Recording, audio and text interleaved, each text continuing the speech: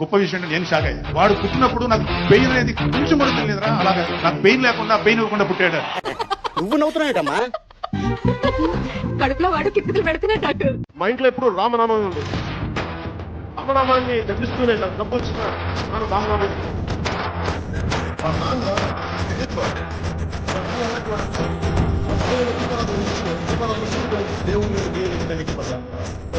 Muslims are something, it is about 100% terrorists who practice Islam and they have targeted Hindus. This is the fact. ప్రత్యేకంగా దేశభక్తి చూపించాలా? నేను భారతీయులని చెప్పాలా? ముస్లిం అక్కడ కూడా పాకిస్తాన్ లో జరిగితే ఇక్కడ ముస్లింలు దేశభక్తి చూపించాలా? ఇక్కడ సంస్కృతి ఆరాధించేవాడే ఇంట్లో నా దేవుడి గదిలో ఇప్పుడు కాదు మా చిన్నప్పటి నుంచి కూడా మా ఇంట్లో బైబిల్ కూడా ఉండేది. ఇప్పుడు కూడా చాలా చిన్న వయసు నుంచి సనాతన ధర్మాన్ని పాటించేవారు. మా ఇష్ట దైవం హనుమ ఆంజనేయ స్వామికి.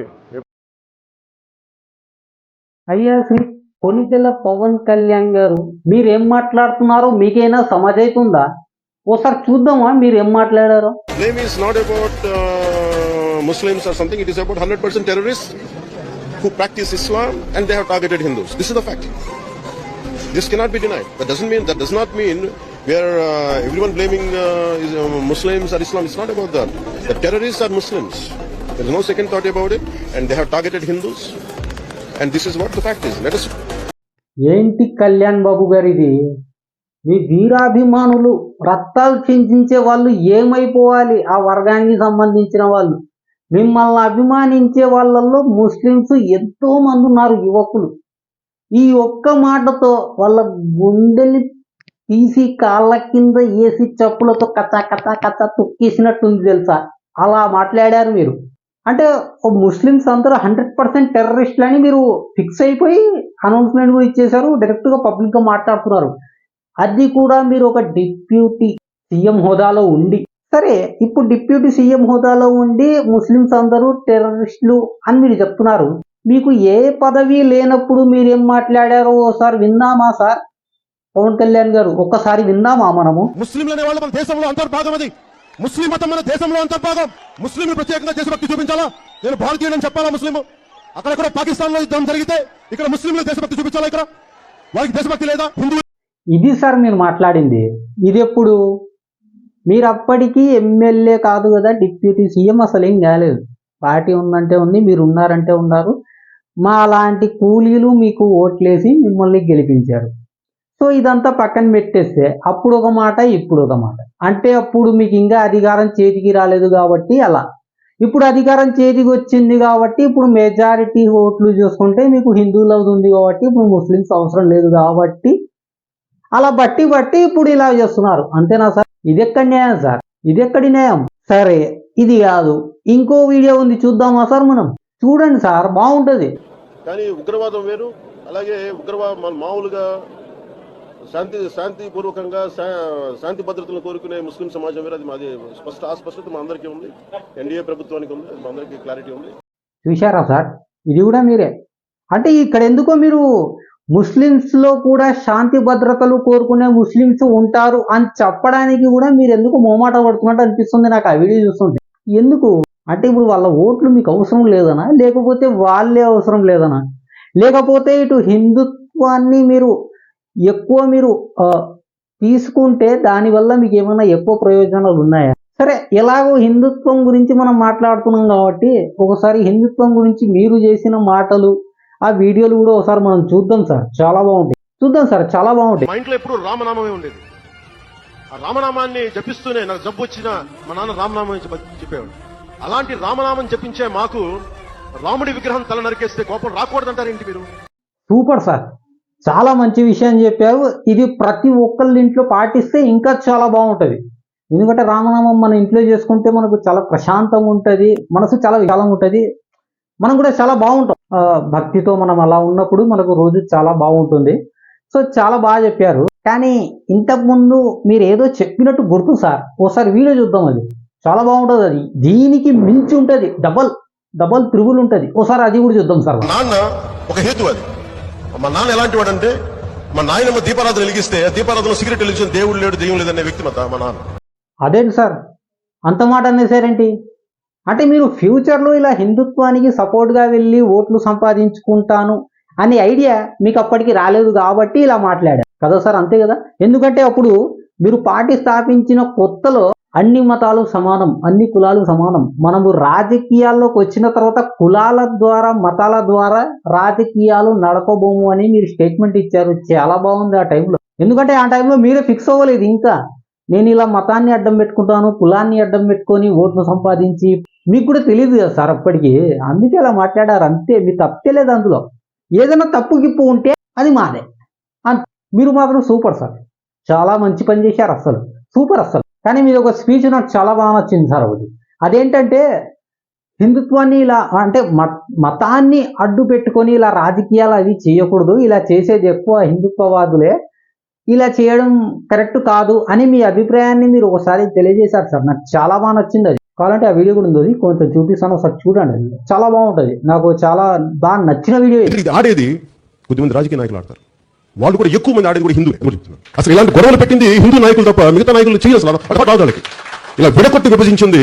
ఇప్పుడు నిజంగా తిరుమలలో హిందూ ధర్మం రక్షించాలంటే దానికి ఏం చేయాలి? దానికి స్థానికంగా ఉండే ఎమ్మెల్యేలు చేయకూడదు, లేదంటే అధికారులు ఉన్నారు, టీడీ అధికారులు చేయకూడదు. చూడండి, పైగా ఇంకోటి పొలిటికల్ గా కూడా మనం ఎంతసేపు మిగతా మతాల మీద దాడి జరుగుతున్నప్పుడేమో మనం వెనకేసుకొస్తాం, హిందూ ధర్మం మీద దాడి జరుగుతున్నప్పుడు ఒకళ్ళు మాట్లాడరు, ఎందుకంటే ఓట్లు పోతాయని. హిందూ ధర్మాన్ని తిట్టేది ఎక్కువగా హిందూ ధర్మం మీద గౌరవం లేని హిందువులే, వెటకరాలు ఎక్కువ మనకి. అదే మీరు కూర్చోబెట్టి ఇంకే మతం గురించి మాట్లాడదామని మళ్ళీ భయం వచ్చి ఇంట్లో వచ్చి కొడతారని భయం అంతే. అదేంటి సార్, ఇప్పుడే కదా సార్ పవన్ కళ్యాణ్ గారు ఇలా చేయడం తప్పు అని చెప్పింది మీరే. కానీ మీదే ఇంకో వీడియో చూస్తే ఆ మతాలకు అడ్డొస్తారు, ఈ మతాలకైతే మనం అడ్డుగా వెళ్తాం, కానీ హిందుత్వాన్ని ఎవరైనా ఏదైనా చెప్తే మనం మాత్రం లేవలేము, ఫైట్ చేయలేము అని బూస్టప్ ఇస్తున్నారేంటి సార్? అంటే ఇది మత రాజకీయం కాదు.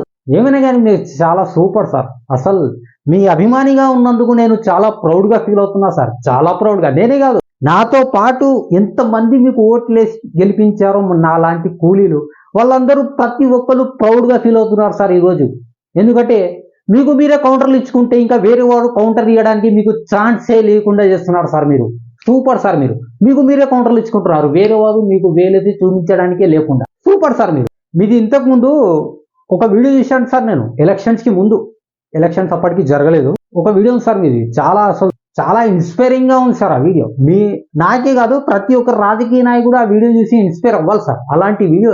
ఎందుకంటే నేను వచ్చిన తర్వాత, నాకు పదవి వచ్చిన తర్వాత, నేను నా వాళ్ళను అంటే నా కుటుంబ సభ్యులను కానీ, నా రిలేటివ్స్ని కానీ, నా కులపు వాళ్ళను కానీ నేను తీసుకొని రాను వాళ్ళను.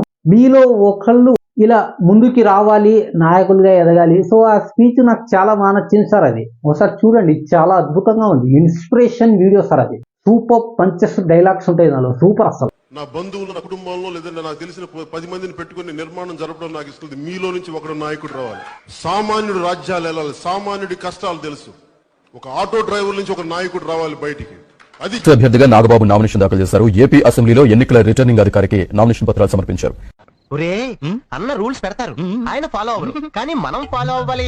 అదేంటి సార్, ఇంతకు ముందు అంత ఇన్స్పైర్ గా మాట్లాడి మాలాంటి ఫ్యాన్స్లు రక్తాన్ని ఇలా లేపి స్పాట్ లో అన్నగారికి సీట్ ఇచ్చేశారుగా. మరి ఇంతకు ముందు ఏంటి, మీలో ఒకళ్ళు రావాలి, ఆటో డ్రైవర్లు రావాలి, కార్మికులు రావాలి. ఇదంతా ఎందుకు సార్? ఇదంతా ఎందుకు?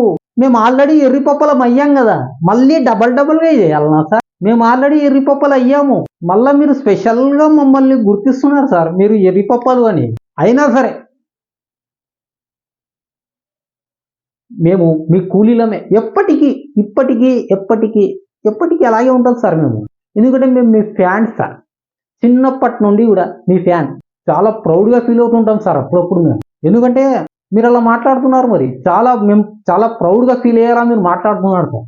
మీ ప్రతి మాట కూడా మాలో చాలా ఇన్స్పిరేషన్ని నింపుతుంది, మేము చాలా ప్రౌడ్గా ఫీల్ అయ్యేలా చేస్తుంది. నిజం సార్, మీరు నమ్మట్లేదు. మీ వెనకబాటుతనం, మీ కోరికలు ఉన్నాయి కదా. ఎవడు మా కులం నుంచి ముఖ్యమంత్రి అవ్వలేదు, మీరు ఓటేయండి, అవి చూపిస్తాం. నా కులం ఉంది, నాకెక్కడ మతం ఉంది, నా కూతురు క్రిస్టియన్ అబ్బా, కాపు తెలగ ఒంటరి పరిచయలకి చెప్తున్నా, మీరు ముందుకొస్తే తప్ప ఈ రాష్ట్రంలో మార్పు రాదు. కనీసం ఆంధ్ర భావన ఎలాగో లేదు, కనీసం కులభావన తెచ్చుకుని బాగు చేయండి రాష్ట్రాన్ని. ఇది ఆడేది కొద్దిమంది రాజకీయ నాయకులు ఆడతారు, వాళ్ళు కూడా ఎక్కువ మంది ఆడేది కూడా హిందూ.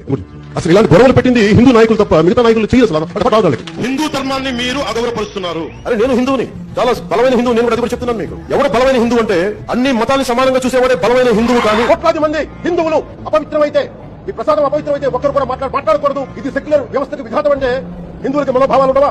భాష మీద ఒక మాట మాట్లాడితే మొత్తం దేశం తమిళనాడు అంతా ఒకటి ఏకమైంది. కమల్హాసన్ దగ్గర నుంచి స్టాలిన్ దగ్గర నుంచి ఇంతమంది ఒకే. అయినా మీరు ఒక్కరే ఇన్ని షేడ్స్ ఎలా చేస్తారు?